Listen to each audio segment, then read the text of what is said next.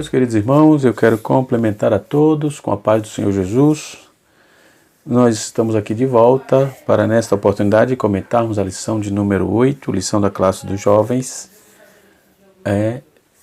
que tem como título A Impureza da Igreja de Corinto, Repreensão e Exortações. Repreensões e exortações.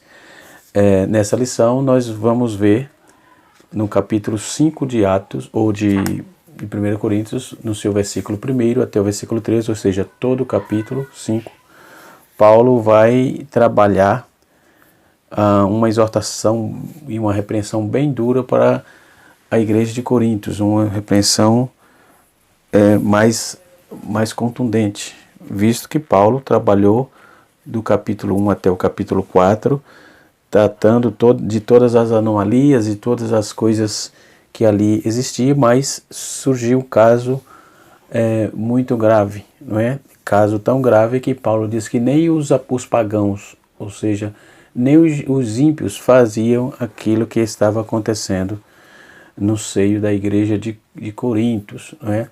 O versículo 1, a nossa leitura bíblica em classe, ou a leitura que base do texto base da lição, temos aí 1 Coríntios, capítulo número 5, versículo de 1 a 13, que diz assim, o texto: totalmente se há entre vós pecados sexuais, e tais pecados sexuais que nem mesmo entre os gentios há, como alguém que tomou como mulher a esposa de seu pai. Aqui na nossa revista está na mesma situação, só que começa com geralmente, totalmente as palavras aqui se equivalem, não é? Então, essa geralmente ou totalmente na verdade, diríamos, né? É um relato que insinua aí que os coríntios, embora tenham escrito no capítulo 7, versículo 1, para Paulo sobre os outros pontos, né? Paulo trabalhava, mas deram aí uma informação, e não deram nenhuma informação sobre essas coisas que aborreciam contra ele. Nesses últimos assuntos chegaram a Paulo indiretamente, ou seja, alguém contou para Paulo. Isso nós vamos ver no capítulo, deixa eu procurar abrir a Bíblia aqui, capítulo de número 1, versículo 11, né? 1 Coríntios, capítulo 1, versículo 11.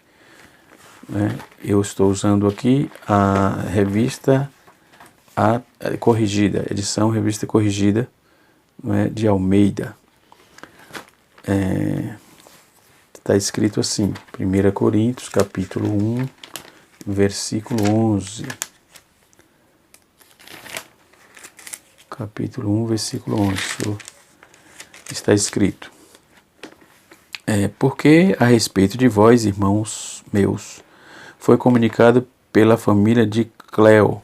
Então foi essa mesma comunicação que ele está tratando aqui, que a família de Cleo que levou essa informação a Paulo, não é?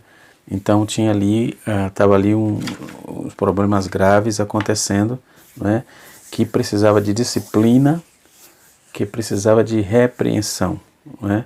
Mesmo ele não estando dentro de Coríntios, lá na igreja, em corpo presente, não é? Ele tomou conhecimento e disse que se fazia necessário essas repreensões. A repreensão, a princípio, ela não é muito boa, não é? Mas ela é necessária. A repreensão, a princípio, não é boa, mas é necessária, né? A nossa lição aqui está dividida em 3 tópicos. O primeiro tópico é o significado e a necessidade de disciplina.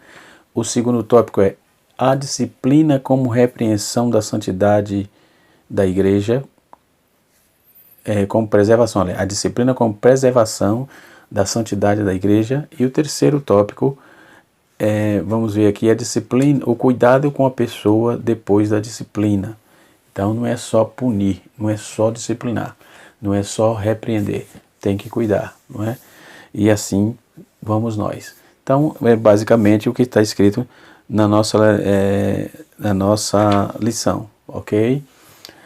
Quando vamos partir para esse contexto com respeito ao cuidado com a igreja, o corpo de Cristo, que Paulo vai nortear, ele vai logo explicitar esse escândalo, não é? Ele vai dizer: e vós estáis orgulhosos, não em vez, vós estáis inchados, e nem ao menos vos entristeçais por não ter sido dentre vós tirado quem cometeu tal ação. Hoje nós temos, na igreja odiana, nós temos problemas assim graves, problemas terríveis, não é? E que precisamos também abrir esse texto e rever nossos conceitos e voltarmos à verdade, não é? Voltarmos à verdade. Mas vamos lá. Versículo 3. Eu, na verdade, ainda que ausente no corpo, mas presente no espírito, já determinei como se estivesse presente, que o que tal ato praticou, em nome de nosso Senhor Jesus Cristo, junto a vós, meu espírito, pelo poder do nosso Senhor Jesus Cristo, seja entregue a Satanás para a destruição da carne, para que o espírito seja salvo no dia do Senhor. Olha aí uma demanda importante, né?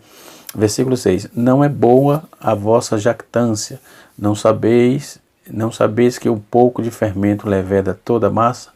Essa questão nós vamos trazer também a diferença entre fermento e a levedura, não é? O fermento e a levedura, vou trazer um pouco dessas diferenças aqui. Pelo que façamos festa, não com o velho fermento, mas com o fermento da maldade e da malícia, mas com asmo de sinceridade, com asmos de sinceridade e de verdade. Aí o versículo 9 vai dizer: por carta vos tenho escrito que não vos associeis aos que se prostituem. Isto não quer dizer que absolutamente que os devassos deste mundo, ou os avarentos, ou com os roubadores, ou com os idólatras, porque então vos sereis necessário sair do mundo. Versículo de número 11. Mas agora escrevi que não vos associeis com aquele que dizendo: irmão, for perverso o avarento, ou idólatra, maldizente, ou beberrão, ou roubador, com o tal nem ainda com mais. Versículo 12. Porque tenho eu em algum lugar também que estão de fora. Não julgueis os que estão dentro. Não julgueis os que ele faz uma interrogação aqui. Porque tenho eu em julgar alguém que estão de fora? Não tenho eu de julgar os que estão dentro? Não é? Mas Deus julga os que estão de fora. Tirai, pois, dentre vós esse iníquo. Não é? Então, Paulo ele vai já direto ao assunto, desde o versículo 1. Não é? Então, essa questão do orgulho aqui, Paulo vai falar sobre essa questão de eles, não sei se tem orgulho disso, tá deixando o negócio parado, sem cuidar, porque aquela família, por certo, era abastada. Nós temos algumas particularidades intrínsecas dentro desse texto, podemos observar. Primeiro que ele fala mulher do teu pai, ele não fala sua mãe, logo subentende-se que ela era madrasta dele.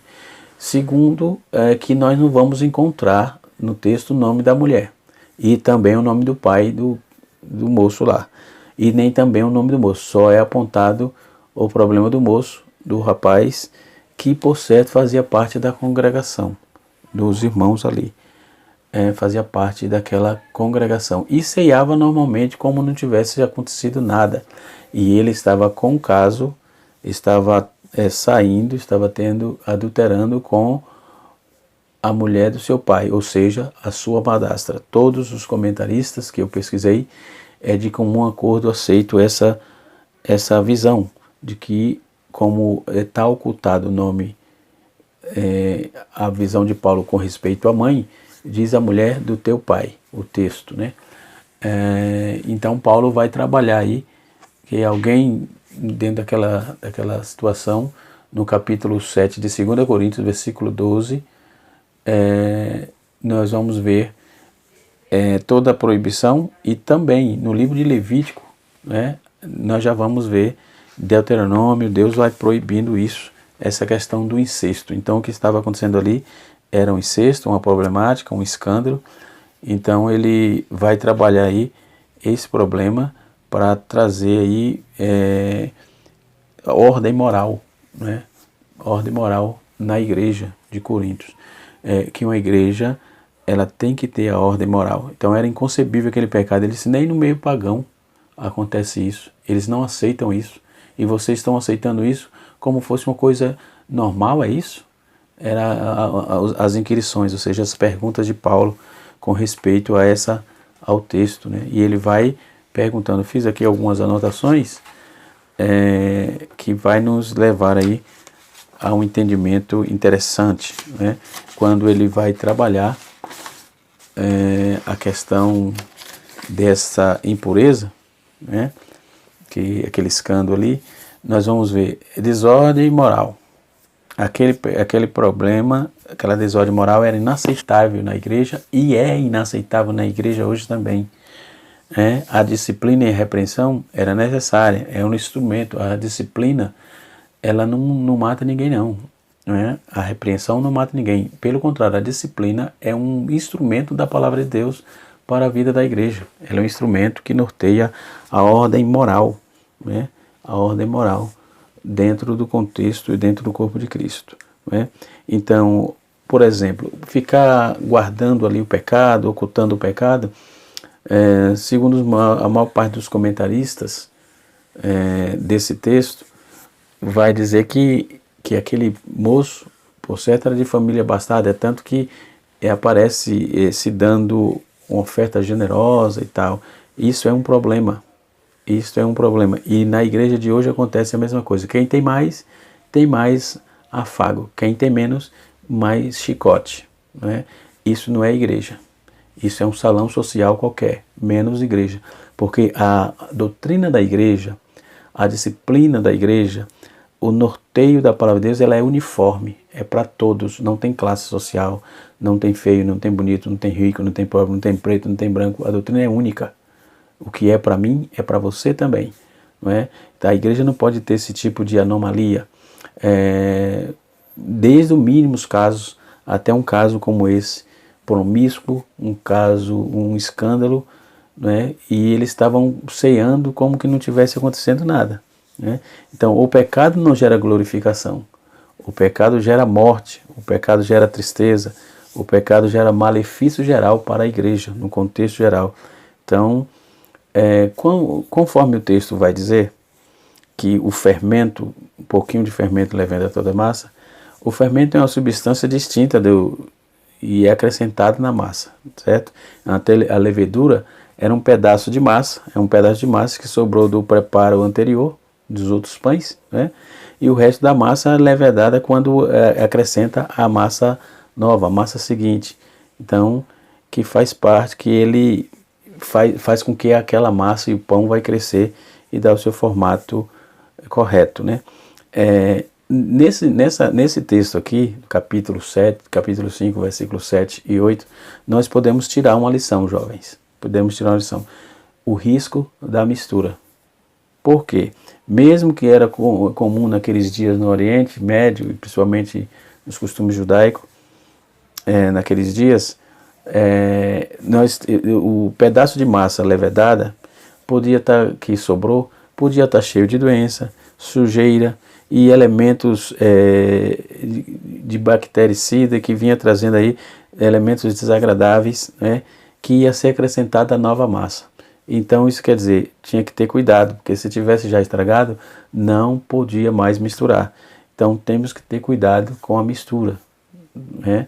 Isso é muito bom para nós refletirmos que a mistura é um problema. Precisamos, com quem você está misturando? Qual é o objetivo da mistura? Para quê? O que será que essa mistura vai gerar, né? O que é que ela vai gerar? Qual é o benefício que vai trazer? Eu acredito que nessa situação aqui, se for uma mistura com doenças, com problemas, com sujeira, com elementos desagradáveis, fuja, porque vai ter problema. Vai misturar na massa, a massa vai ficar com o problema e quando for ingerida, vai te trazer doenças e para a morte. Dentro dessa proposta, no capítulo 2, no versículo 2, Paulo também vai trabalhar sobre a questão do orgulho.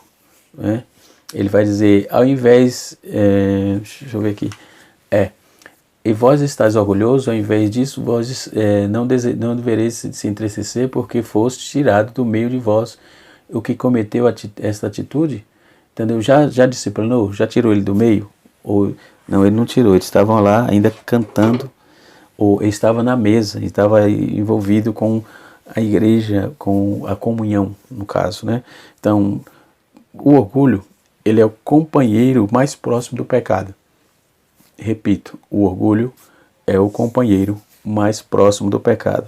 Então, o pecado separa as pessoas de Deus, o orgulho precede a queda. Então, na visão de Paulo, na visão teológica que ele trouxe aqui, se o pecado corre solto, a igreja não passa de uma reunião social. Então, e não se tornou aí uma comunidade capacitada e santificada por Cristo.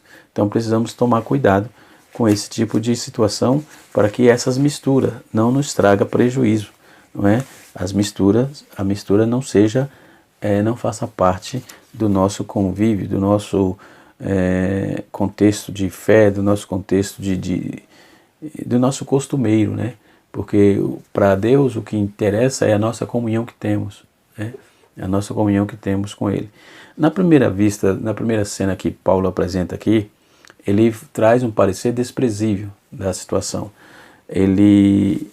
Porque para qualquer ser humano era para gerar uma sensibilidade, entendeu? E naqueles dias aquela comunidade estava considerando normal isso. E não é normal, está errado. E Paulo autorizou, tirai do meio de vós, Tirai do meio de vós. Entrega a carne dele, o corpo dele para Satanás. O que essa frase quer dizer?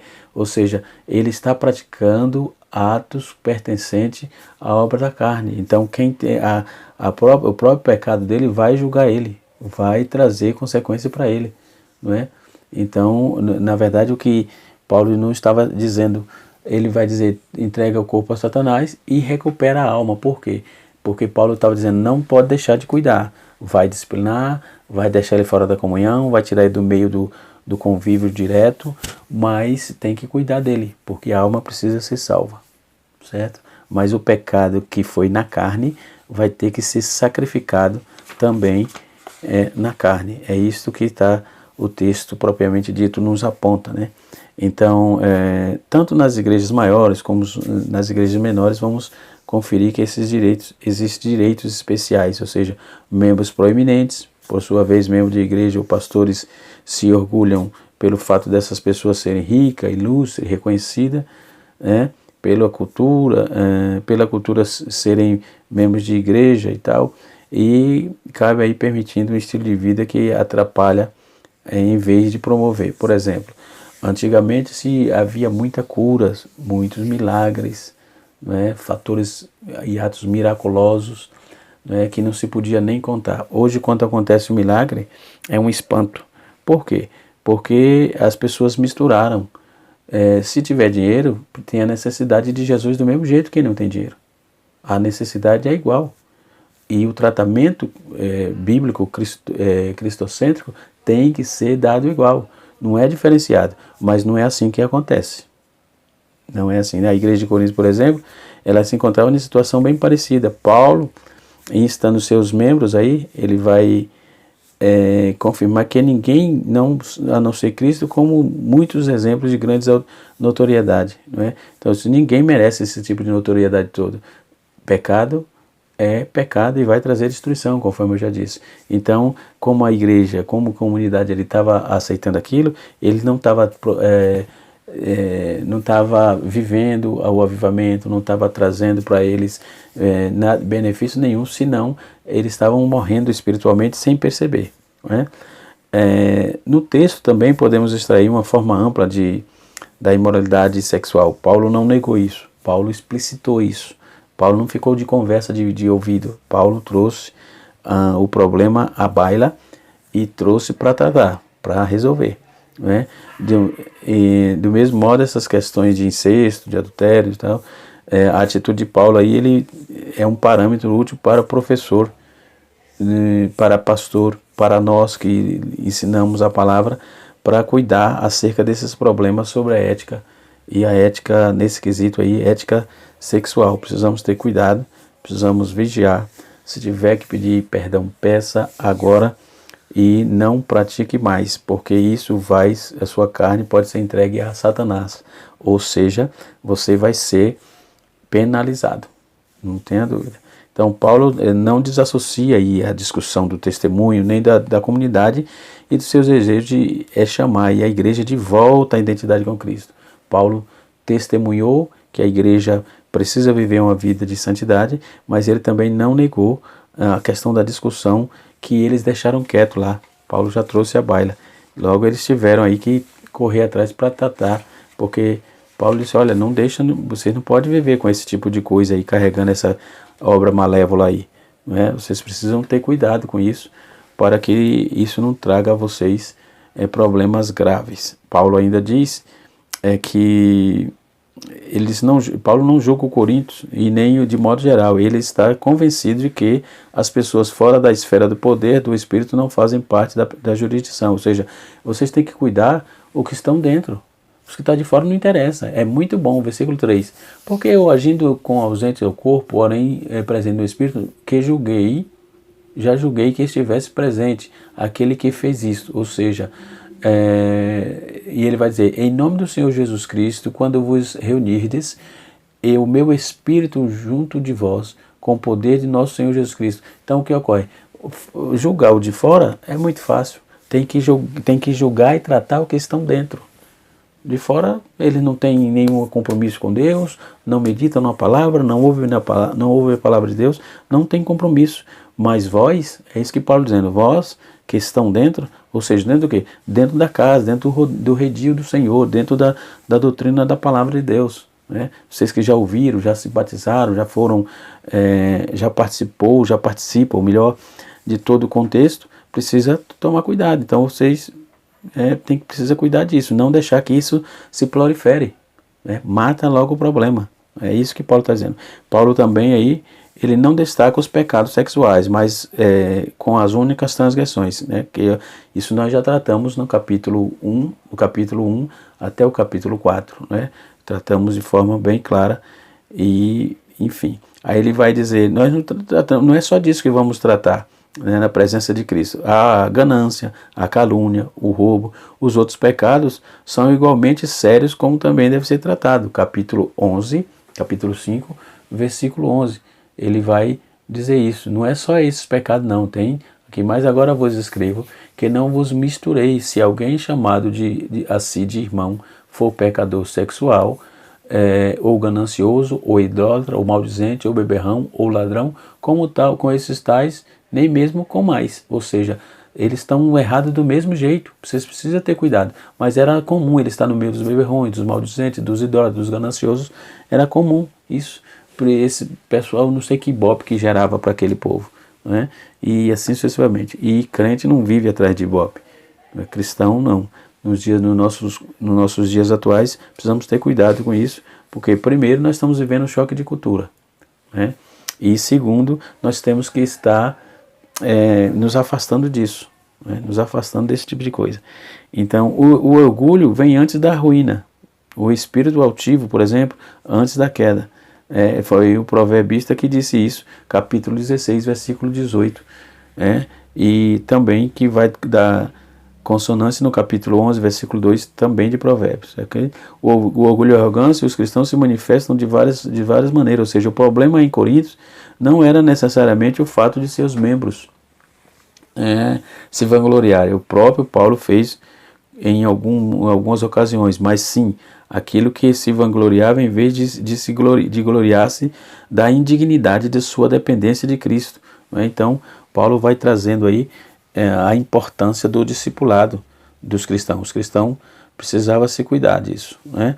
E assim podemos observar que todo o texto, toda a concepção textual vai nos trazer aí e a advertência para que tomemos cuidado, E as proibições, nós vamos começar, essa proibição desse tipo de incesto, esse tipo de pecado que existia ali, Paulo já começa a tratar, a Bíblia já começa a tratar isso no capítulo 18, versículo 8 de Levítico, e Deuteronômio capítulo 22, versículo 30. Entendeu? E dele, Paulo vai usar aí a expressão a mulher do seu próprio pai, em vez, por que ele diz sua mãe? Provavelmente ele indica que isso é a madrasta dele, né? E inchado aqui, essa palavra inchado, ele tinha aí uma distorcida graça que os levou ao orgulho. Esse inchaço aqui, Paulo o taxa de orgulho, né? E assim sucessivamente. Então, tomemos cuidado com todo esse tipo de situação. Como já trabalhamos aqui essa questão disciplinar, aliás, essa questão disciplinar, então a disciplina como repreensão da santidade da igreja. Paulo faz a metáfora do fermento, que eu já trouxe também aqui. Paulo já faz uma alusão sobre a questão, ele mostra que quanto era nociva essa mistura. Então o fermento, conforme eu já disse, é um problema, né? Principalmente se ele tiver misturado com levedura velha, ok? Com um pedaço que sobra, e existem muitas sobras aí causando sérios problemas. Existem muitas misturas causando sérios problemas. Então a disciplina e toda a questão desse cuidado aqui, Paulo vai trabalhar a exortação à pureza, né? Precisamos trabalhar essa questão para que possamos ter aí a nossa vida ilibada diante de Deus. Aí Paulo vai dizer assim, capítulo 5, versículo 7. Limpai-vos do fermento velho, para que sejais nova massa, assim como vós sois de fato sem fermento, porque Cristo, nosso Cordeiro da Páscoa, o Cordeiro Pascual, foi sacrificado por nós. Então esse velho fermento aqui era remanescente da velha corrupção, da velha natureza, né? Efésios capítulo 4, versos 22 a 24. Vai trazer isso. Então, pagão é a natureza, né? A figura tirada aí do extremo, cuidado dos judeus que procura em todos os contatos, em todos os cantos aliás de suas casas, a tirar cada partícula de fermento até no tempo de matar o cordeiro antes da Páscoa. Então, eles já faziam isso, não é? Os judeus já trabalhavam com essa proposta. Isso nós vamos ver a ordenança em Deuteronômio, capítulo de número 16, versículo de número 3 a 4. Né? E assim os cristãos estão continuamente examinando-se e purificando os seus corações. E o mandato de Deus é que cuidemos de nós mesmos. Nós, não eu especificamente, eu cuido de mim sim, mas tenho que ajudar a cuidar dos irmãos também. E muitos não gostam. Nós vivemos dias nocivos, não é? Quando vamos trazer alguma coisa, acha que está batendo, está querendo tirar do contexto. Não é nada disso. É melhor. Então o que estão fazendo hoje está complicado, porque fala-se do amor. Opa, o amor. Só que o amor não anula a justiça de Deus, certo? Não pode ensinar crente capenga, só com um lado. Tem que estar aqui a justiça junto, né? Está aqui a justiça e está aqui o amor e está aqui a justiça. Eles não podem passar um do outro, certo? Amar demais sem justiça causa problema. Justiça demais sem amor causa problema, ok? O pastor Ricardo Gondim, em nos seus livros, É Proibido Proibir, eu tenho ele aqui, está aqui para trás, ele vai contar uma história, ele vai traçar uma história aqui, ele vai dizer que ele foi na casa de um pastor e estava numa reunião, ou melhor, e naquela reunião chegou uma informação, né?